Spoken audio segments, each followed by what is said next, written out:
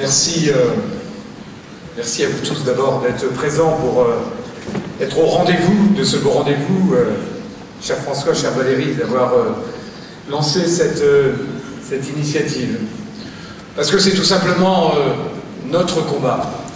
C'est pas un combat qui se passe à des milliers de kilomètres de la France, c'est notre combat, à nous Français, ici, pour défendre toute une série de valeurs qui sont les nôtres. Mais d'abord peut-être pour nous interpeller nous-mêmes sur notre capacité à nous regarder en face, sur notre capacité à nous réveiller, sur notre capacité à réagir quand des chrétiens comme nous sont menacés, sont martyrisés en Orient et dans des pays, dans ce pays d'Irak, de Syrie et peut-être demain au Liban ou plus près encore.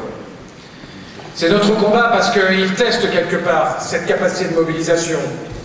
On est souvent endormis, anesthésiés, alors que les grandes causes méritent notre mobilisation et là nous sommes vraiment tous interpellés sur cette capacité à agir, cette capacité à combattre.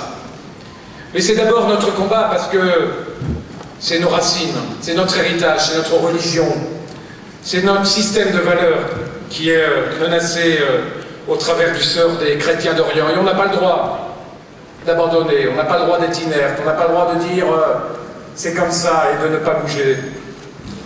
C'est notre combat parce que nous avons le devoir, nous qui défendons des valeurs de liberté, des valeurs de fraternité, des valeurs qui sont au cœur aussi de notre système républicain, c'est notre combat. Parce que si nous renonçons, nous serons remis en cause dans ces grandes valeurs de liberté, d'égalité et de fraternité que notre pays porte dans ses racines et qui sont issues, nous le savons, de l'héritage chrétien qui fait partie de notre histoire et de notre ADN.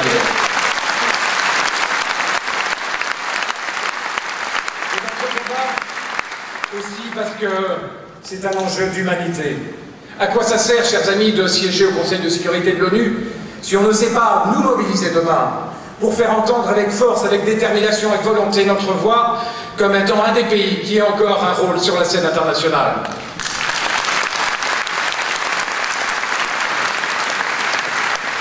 C'est notre combat parce que c'est le crédit, c'est tout le crédit de la parole de la France.